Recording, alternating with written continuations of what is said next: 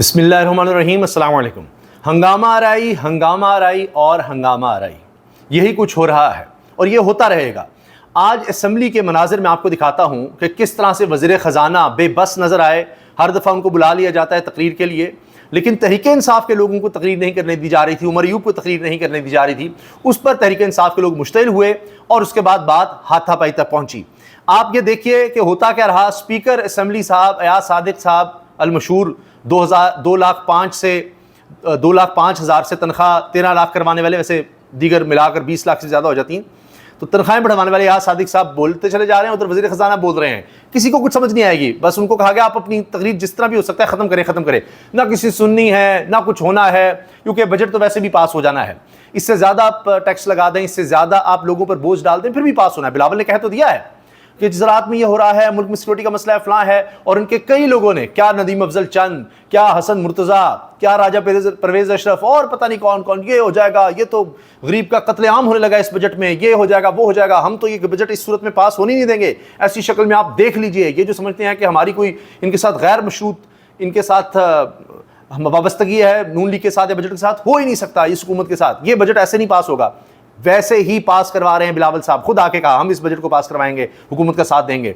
ना इसमें तनख्वाहें बढ़ा पाएंगे, ना पेंशन के बेवा को उसके खामंद की जो दुनिया से चला गया ताहयात पेंशन नहीं, वो भी नहीं अब मिलेगी।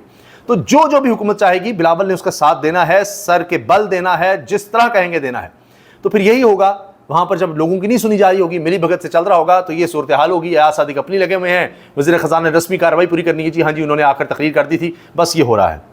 मैं फैसला करूंगा। अस्सलाम वालेकुम। ये देखें, किसी की कुछ समझ नहीं आएगी आपको। कोई जरूरी नहीं है। ये देखें, ये हनीफ अब्बासी और अफरीदी साहब ने, ये देखें, ये हाथापाई तहरीक इंसाफ, ये देखें ये लड़ाई हनीफ अब्बासी ने और इकबाल अफरीदी में लड़ाई हो रही है। ये देखें आप, हाथापाई शुरू होगी वहाँ पर, उनको बचाने आए। वो कह रहे सिक्योरिटी को बुलाएं। वज़ीर ख़ज़ाना अपनी बोली जा रहे हैं। ये देखें सेनेटर इकबाल अफरीदी साहब, वो कह रहे हैं जी इकबाल अफरीदी साहब ले जी। अभी वज़ीर कानून भी बीच में आएंगे, आज़म नज़ीर तारड़ कहेंगे बस ख़त्म करें जल्दी। ये देखें, शुक्रिया अदा करना फलां चाहूँगा। और मेहनत के साथ बजट तजावीज़ का बगौर जायजा लिया। 2 हफ्ते बड़े खुलूस के साथ बजट तजावीज़ का जायजा लिया। कभी आपने सुना है कि बजट तजावीज़ का जायजा लिया और कुछ किया जा रहा हो? किसी को बस आना है, रबर स्टैंप है, ये अर्दली हुकूमत है। और इसमें बेहतरी लाने के लिए ये देखें ये होता रहा है। अब वो उन्होंने फ्रेम वो कट कर दिया जिसमें हाथापाई नजर ना आए। पहले हाथापाई हुई है हनीफ अब्बासी और इकबाल अफरीदी के दरमियान, ये कौमी असम्बली में तल्ख कलामी और हाथापाई। सारों का शुक्रिया, सारों ने मिलकर मुल्क की तबाही का बेड़ा उठाया हुआ है। सबका शुक्रिया। कोई हमें कुछ नहीं कह सकता, हम हैं और हम ही हैं, जो मर्जी करते चले जाएं, हमें कोई पूछने वाला नहीं। इसलिए सबका शुक्रिया जी जो इसमें हमारा साथ दे रहे हैं। अब स्पीकर अयाज सादिक साहब ने क्या किया है, कौमी असम्बली इजलास के दौरान सार्जेंट को थप्पड़ मारने और आगा रफ़ीउल्लाह के साथ गालम गलोच के मामले पर स्पीकर का ऐवान की CCTV फुटेज का जायज़ा। इकबाल अफरीदी, निसार जट समेत दीगर मेंबरान की रुकनीत मुअत्तल करने पर गौर। बस यही कुछ कर सकते हैं, ये करते चले जाएँ। अच्छा, अब खैबर पख्तूनख्वा का बजट भी जी पास होने जा रहा है और उसमें क्या हुआ है, इमरान खान के हवाले से बात की गई है कि जी इमरान खान जो कहेंगे, अभी तो मुलाकात नहीं करने दी जा रही, तो जो इमरान खान कहेंगे वो तजावीज़, अगर वो कहेंगे कुछ चीज़ ख़त्म कर दें, कुछ डाल दें, तो हम कर देंगे। और इमरान खान जिस दिन कहेंगे, ये अमानत है असम्बली उनकी, हम असम्बली भी तोड़ देंगे, असम्बली भी तहलील कर देंगे। ये बात वज़ीर आला खैबर पख्तूनख्वा ने कही है, अली बिन गंडापुर ने ऑन रिकॉर्ड कही है। फिर जी 9 मई के मुकदमात जिसमें इमरान खान साहब क्या कहते हैं कि जी वो तो ख़ुद उस वक्त गिरफ़्तार थे, तो वो क्या कर सकते थे। देखिए बहरहाल केसेस चल रहे हैं, जितने केसेस बने सब में इमरान खान साहब जो फाइनल स्टेज तक पहुँचे उनमें हो गए बरी। अब नए केस बनाने हैं, कुछ ना कुछ तो करना है। केसेस में जान नहीं है तो चलाने नहीं है। जब सजाएं देनी थी तो दिन रात केसेस चल रहे थे। अब क्या हुआ है, 9 मई इमरान खान की 8 मुकदमात में ज़मानत की दरखास्तों पर फैसला महफूज हो गया है। अभी फैसला महफूज है, आज सुनाया जाना था, शायद ख्याल था, लेकिन बताया गया है कल सुनाया जाएगा। अब बहुत से लोग कह रहे हैं कि चीफ जस्टिस याह्या खान साहब भी लाहौर में थे, पता नहीं अब क्या होगा, किस तरह से होगा। ये हुकूमत अफोर्ड ही नहीं कर सकती। बिलावल भुट्टो ने आज कह दिया ना असम्बली में कि जी लोग, ये तहरीक इंसाफ के लोग चाहते होंगे इमरान खान रिहा हो, लेकिन लोग ये चाहते हैं, अब उनके लोग हैं ख़ास लोग जो चाहते हैं नहीं वो बाहर ना आए, क्योंकि इमरान खान बाहर आ गया तो फिर हम गैर महफूज हैं। इसलिए इमरान खान के मुकदमात के फ़ैसले, ज़बान के फ़ैसले महफूज कर लिए जाते हैं कि फिर देखना है कि कब सुनाने हैं, किस तरह से सुनाने हैं, कहाँ से फ़ैसला आता है, किस तरह सुनाया जाता है, वो सब चल रहा है 26 यानी तरमीम के बाद, और उससे पहले भी बखार 3 साल से ये कुछ हो रहा है। अब जी लाहौर हाई कोर्ट के जस्टिस शहबाज अली रिजवी की सरबराही में 2 रुकनी बेंच ने दरखास्तों पर समाअत की, जिस दौरान मुतल्लिका हुकाम अदालत में पेश हुए। बानी पीटीआई इमरान खान ने 9 मई के 8 मुकदमात में ज़मानत की दरखास्तें दायर कर रखी हैं, जिस पर समाअत के बाद अदालत ने फैसला महफूज कर लिया। मुझे अच्छी तरह याद है कि इमरान खान के खिलाफ इतने मुकदमे थे, शायद 10-12 थे, उनमें जिस्मानी रिमांड मांगा जा रहा था पुलिस की तरफ से। तो हाई कोर्ट ने कहा कि ये बनता ही नहीं है, जब जिस्मानी रिमांड नहीं बनता तो फिर सज़ा कहाँ बननी है, क्या कुछ उस केस में होना है, ये चीज़ें चल रही हैं। बहरहाल ये इमरान खान की ज़मानतों का फ़ैसला तो महफूज हो गया है, लेकिन हुकूमत बड़ी गैर महफूज है कि इमरान खान रिहा हो गया तो बस हम गए, उसकी रिहाई से ही ये है कि हमारी हुकूमत ख़त्म हो जाएगी। तो ये मशरूत है सारा सेटअप, ये निज़ाम इमरान खान के जेल में रहने पर, कि वो बाहर आ गया तो हम नहीं है, लिहाजा ये निज़ाम इसी पर चल रहा है कि जी इमरान खान अंदर रहे, अवाम को बाहर ना निकाले, अवाम में कोई एक तहरीक ना पैदा हो जाए बस। लेकिन शऊर तो आता चला जा रहा है। जो हमारे 78 साल में हमारी खामियां थीं, जिस वजह से आज हमारा मुल्क पीछे रह गया है, वो एक एक चीज़ कि कहाँ बैलेंस होना चाहिए, कहाँ ताकत का महवर ज़्यादा है, किस तरह, सब लोगों को समझ आ रही है।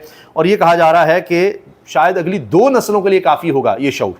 तो बाज़ औक़ात ये होता है, कुर्बानियाँ देनी पड़ती हैं लोगों में शऊर अंदर उनके उतारने के लिए, और उसके बाद फिर वो उस शऊर की बुनियाद पर फैसले कर सकें। सबको पता है, क्योंकि देखिए ये ख़बरें भी अब लोगों को समझ आ रही हैं कि किस तरह ये हुकूमतें, ये निज़ाम सिर्फ अपनों को नवाजता है। शुगर मिल्स मालिकान की मनमानी ख़त्म करने के लिए 5 लाख टन चीनी दरामद करने की मंजूरी दे दी गई। अब सोचिए ज़रा, खबर क्या है कि हुकूमत का एडवाइजरी बोर्ड कह रहा है कि हमने अब 5 लाख टन चीनी दरामद करनी है, बाहर से मंगवानी है और डॉलर्स देने हैं। अब मनमानी ख़त्म करने के लिए किन शुगर मिल्स की, जो हमारी ही हैं, उनकी मनमानी ख़त्म करनी है। ये वही सूरत हाल है, वही हरकतें हैं जिन्होंने एक्सपोर्ट की वक्त कही थी कि जी 1 रुपया कीमत नहीं बढ़ने देंगे, और अब 200 से ऊपर चली गई है चीनी की किलो कीमत। और उस वक्त ये कोई 150 के करीब थी, 130 के करीब थी, 40 के, तो इन्होंने कहा जी एक्सपोर्ट कर देते हैं। यही एडवाइजरी बोर्ड एक्सपोर्ट की इजाज़त देता है, क्योंकि सारे खुद हैं, वहाँ से पैसा बनाओ, अब उतनी ही जितनी एक्सपोर्ट करती थी, फिर वापस मंगाओ, फिर पैसा बनाओ। ये हाल है जी। तो इसी वजह से तो अवाम को अब ये समझ आ रही है कि इनके साथ हो क्या रहा है, किस तरह माफिया पिछले 78 साल से इस मुल्क पर काबिज रहा है, और अब पिछले 3 साल से कब्ज़ा तो हमेशा रहा, लेकिन जिस तरह से पिछले 3 साल से है, इसकी मिसाल भी नहीं मिलती, और लोगों की समझ की भी मिसाल नहीं मिलती, जितना उनको पता लग गया है। ये खुशखबरी आखिरकार तहरीक इंसाफ के लिए आज आ गई है जी। आज़ादी मार्च पर दर्ज मुकदमा असद कैसर को अदालत से बड़ा रिलीफ मिल गया है, और इसी तरह से उमर सरफराज चीमा साहब की पहले ज़मानत हुई है, शामिद कुरैशी की भी हुई है, क्योंकि बोगस केसेस हैं। अब नए केसेस या तो डालें। असद कैसर के खिलाफ आज़ादी मार्च के 2 मुकदमा थाना मारगला और I-9 में दर्ज हैं। इसमें जी district and session court Islamabad ने पीटीआई रहनुमा असद कैसर को थाना I-9 के मुकदमे से बरी कर दिया है, बरी, केस ही फारे गई। और इसके साथ मारगला के मुकदमे पर समाअत 20 सितंबर तक मुलतवी की है इनको बरी करते हुए। और ये अब आप ये देखिए कि इल्ज़ामात क्या थे, और उसके बाद केस जब बनते हैं, बना दिए जाते हैं, उसके बाद अंदर होता कुछ नहीं। बाकी मुल्क में भी अवाम नज़र आता है, उनके वर्कर्स, इमरान खान के वोटर उसके साथ डट कर खड़े हैं, और उसकी मिसाल खैबर पख्तूनख्वा की असम्बली में हमें नज़र आती है।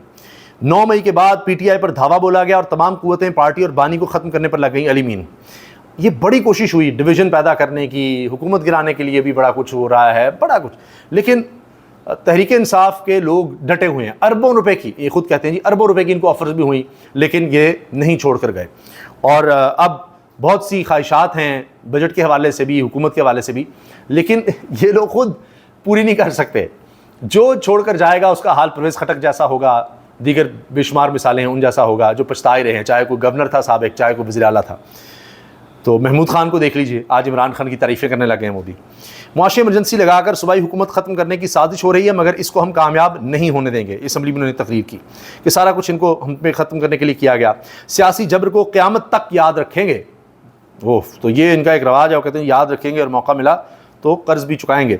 सूबाई हुकूमत साजिश का शिकार ना हुई तो आइनी हक़ पर कदगन लगाई गई कि इनको अब इनकी जो जायज़ रकम है, जो हिस्सा है, वो भी नहीं दिया जा रहा। इस पर भी बड़े सीख पाए हैं। और आज एक साहब ने तो असम्बली में बड़ी बेइज्जती की है शहबाज शरीफ की, और बहुत नाज़िबा अल्फाज इस्तेमाल किए। एक बोतल वो ले आए छोटी सी, और उन्होंने कहा ये है, ये अर्दली है, ये है शहबाज शरीफ, ये वज़ीर आज़म। उन्होंने कहा भी आप बजट पर बात करेंगे, नहीं मुझे पता आप बजट का कहेंगे, लेकिन सुन लें, इसको कहो बैठ जाता है, उठ जाए, ये बस सिर्फ ये मालिश करने के लिए लिखा हुआ है, पॉलिश करने के लिए लिखा हुआ है। बहुत कुछ शहबाज शरीफ के बारे में आज खैबर पख्तूनख्वा असेंबली में कहा गया। फिर कहते हैं जी हमारा हक़ नहीं हमें दिया जा रहा, बाकियों को कितने अरबों रुपए दिए जा रहे हैं, और ये मजाक है खैबर पख्तूनख्वा के साथ कि चंद करोड़ रुपए पर इस हुकूमत को या इनकी आवाम को, खैबर पख्तूनख्वा की आवाम को इस तरह से लॉलीपॉप दिया जा रहा है, और जो हमारा जायज़ हिस्सा है वो नहीं दिया जा रहा खैबर पख्तूनख्वा के अवाम को।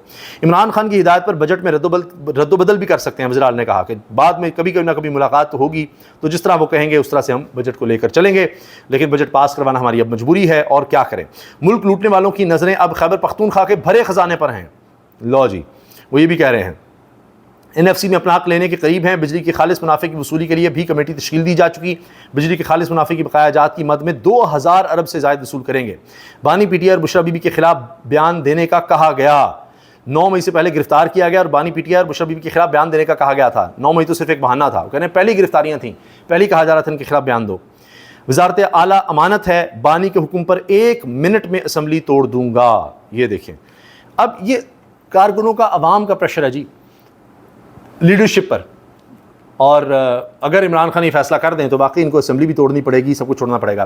तो कभी नहीं देखा गया पाकिस्तान की तारीख़ में कि कोई भी लीडर इस तरह से जेल काटे और उसके कारकुन इस तरह उसके साथ खड़े रहें, और उसके लोग उसके साथ इस तरह खड़े रहें तमाम मुश्किलात के बावजूद, और वो आज भी कह रहे हैं जी जो वो फैसला करेगा वो चलेगा। तो खैबर पख्तूनख्वा में जितने लोग तहरीक इंसाफ के जीत कर आए, और जितने बेचारे दीगर भी जो फॉर्म 45 पर जीते थे 47 पर हारे गए, अब भी इमरान खान के साथ खड़े हैं और डट के खड़े हैं। इजाज़त दीजिए, अल्लाह हाफ़िज़।